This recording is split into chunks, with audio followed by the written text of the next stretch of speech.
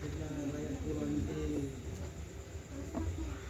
yang kopi ya di Tambah di secara wajar lah. Tapi ketika diminum sama pelanggan itu yang pertama itu ada pas. Oke.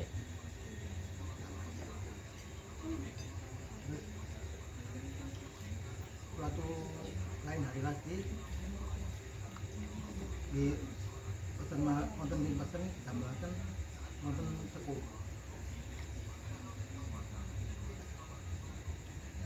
Nggih. Ini kan iki dengan nanti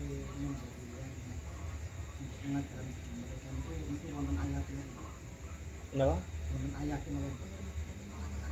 Kayak ngelawan, gambar ngelawan. Oh, Pak. gambar nglawan. Jane pun kula paringi dengan niku nggih. Secara akal Mas nggih. Gawe kopi, wong sing ngudek, mosok kate nyemplungi kan ngono Mas ya. Tapi mboten masuk akal lah. Tapi enten barang enten wujude. Lek sampean sabar, nggih sampean iki aja dibuat.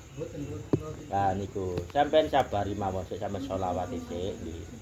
Engko lek ancene apa iku Bolak-balik. balak-balik ngono maneh, sampean tekone wak bandeng. Sampean lebokno cangkeme. Wak bandeng ku paku iku, mure iku lebokno. Sampeyan gawe sambel wis. Mari ngono sampeyan bakar. Mboten usah wis. Niki ayate ya Pak bandeng niki kan ya ayat. Umur iki Pak iki. Niku sampeyan tapi niku lek anjene sampeyan wis kepegelen. Sampeyan pipasi. Sampai mencotot guaring ring sampai ki sambel. Kayak raine blodok iki ya karo aku buat. Maksudnya Mas Giman niku wonten ayat ini mungkin maksudnya ngeten. Nggih, enten wirid khusus sing gawe balekno. Niku wonten jana Mas. Mboten mungkin ngeten Mas. Nggih. Wirid khusus kayak balik non. Krono Lek Mas Giman ngoten, lek kula sakniki tang malih ngeten. Wonten ayat ini maksudnya ngeten. Niku kan jenengan sanjang kan sabar dhisik kan ngoten nggih. nggih.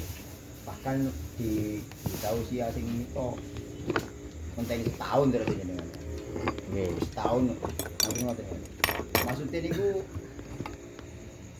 terus kan lek umat Kanjeng Nabi kan di sepuro. Dimaafkan nggih. Nggih. Lah ngoten niku aku dadi pengajaran bagi dia. Lek terus jenengan Mas Diman wonten ayate napa mboten? Mboten wonten ayate. Lek mungkin sing gawe ayat napa niku wonten khotam di ayat niku. Nggih. Mongko lek ancene tiyang ilmu kanuragan Mas, nggih. Adu ilmu. Kuat-kuatan tirakat. Sing tirakate kuat menang termasuk melek. Lek duwe ilmu, meleke iki mang kan jandoman di warung Mas. Lek wong ilmu. Ten mriki ngiringe. Lek ngelmu enten ayat khusus, enten wirid khusus sing gawe balekno tukang santet ngono ae wis. Enten wirid khusus. Akhire sampean taruh. Sampean balekno. Krana sampean weruh dalane, sampean balekno. Lah ngono Mas. Krana sampean iki mang melalui mboten nenten istiqomah wae, mboten ngerti ilmu kanuragan nggih. Sampeyan melalui sholawat, sampeyan sabar. Wong wis jelas-jelas ngudek kopi, gak mungkin dikei emur, gak mungkin dikei paku, tapi wujud sing ketangkep oleh akal kan ngono. Jane sampeyan simpen sik. Ping 1, ping 2, ping 3.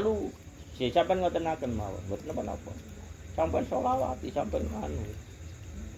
Mergo enten wujude, Mas. Enten wujude, enten pakune, enten mure. Biasane ngene iki ana mijejer lek dodol sego. Metawa segoe mambu. Ya bisa mijejere lawas mergo iso ya. Tapi lek mijejer anyar ditakokno anyar ganti anyar, ana pakune ana ngono ya apa wis dipususi kok. Wonten niki kula mun nggih ngalami ngoten lho. Lah niku Mas, lek anjene sampean ngoten nggih wis kepegelen sampean iki. Niki enek wujude lho Mas Imran nggih. Wujude ana, khodame ana, sampean gawe sing ana wujude pisan. nggih iwak bandeng niku. Krana ana wujude Mas Mas. Lek mboten enten wujude sampean nglalui selawat iki wong sing larani iki mang Mas iso dadi kaya asap